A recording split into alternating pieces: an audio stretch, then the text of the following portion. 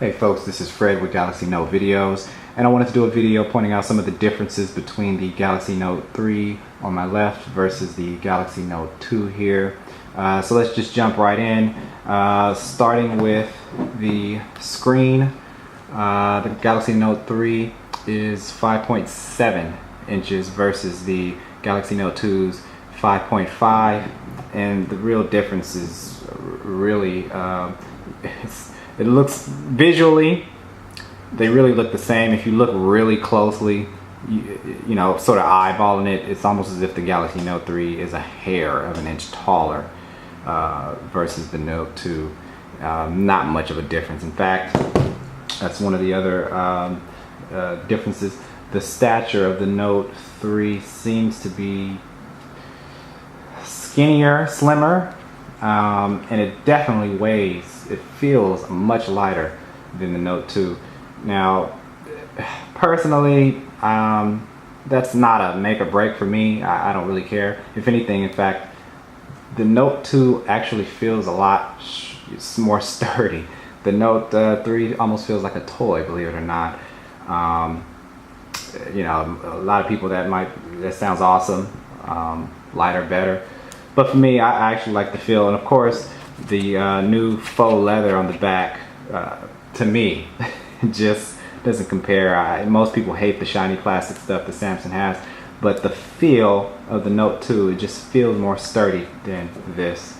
But to each his own. The second thing comes to mind is that the Note 3 in the back there has an infrared blaster. Cool, pretty cool. That controls your television and cable box through the Watch On app. They have it set up to where it is built right into, you can, at least if you want it this way, have it right into the notification tray, and you can show it and hide it as you please. Although so far for me, it doesn't seem to work all the time. I don't know, it's either really buggy or I just have to get the settings to work a lot better, so I'll figure that out. But that is pretty cool. The battery. The Galaxy Note 3 has a slight boost in its battery, 3200 milliamps compared to the 3100 on the Note 1. But also, I was sort of surprised to see this, that the Galaxy Note 3 has the near field communication built into the battery as opposed to the Note 2 where it was on the door here. So yeah, I'm curious to know if the batteries would be more expensive. I had two spare batteries with the Note 2 that I kept in constant rotation. Also, almost kind of surprised, and I still haven't looked into this, it appears to be a SIM card slot on the back of the Note 3, which, you know, if you're on AT&T or T-Mobile, that's normal, but for CDMA folks such as Sprint and Verizon, that's unusual. Maybe it's just plastic, and I don't know, but I have to look into that. Anyway, okay, speaker placement has moved. The back for the Note 2 versus this tiny thing toward the bottom there. I hate the sound of this, of both, but particularly the Note 3, just, I don't know, it could totally be in my head. The sound is terrible on this thing. And the placement, how the setup for the S Pens are,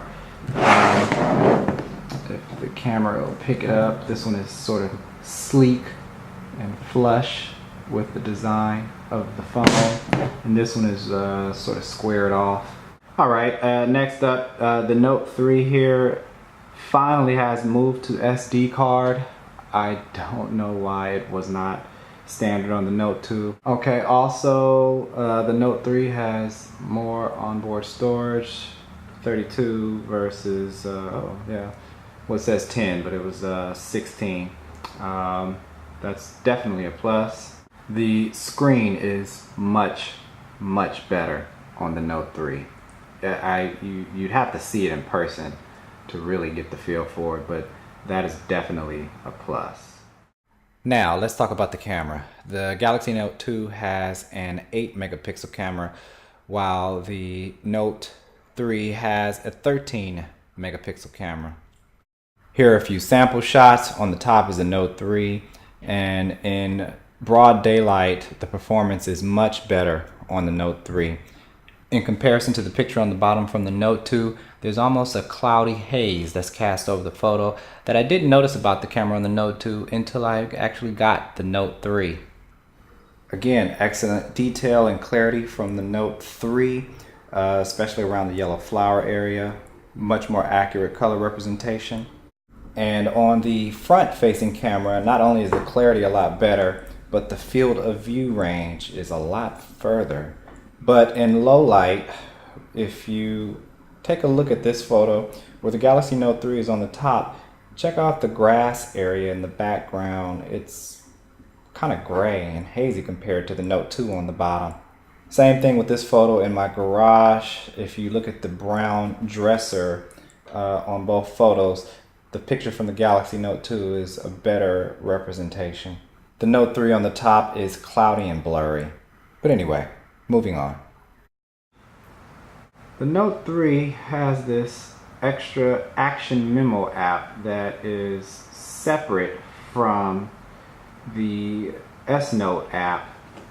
And from what I can tell so far, it doesn't seem to sync with either your Samsung account or Evernote. So what I mean by that, for example, the way I had my Note 2 set up, you pull the S Pen out, up pops an S Note, and of course you save it, sync it as normal.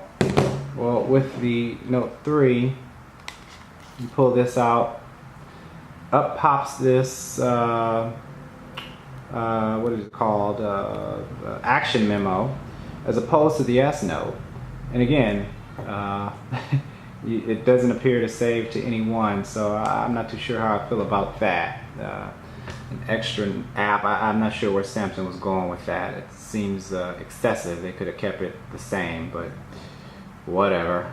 And finally, I'm not too sure what to make of this. On the Note 2, we had developer options.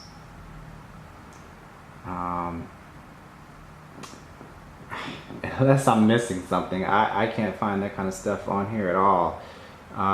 If anyone knows anything, yeah, debugging, I don't know what to make of that. It's not there. But anyway, those are some of the major differences that I've noticed so far between the two, and thanks for watching.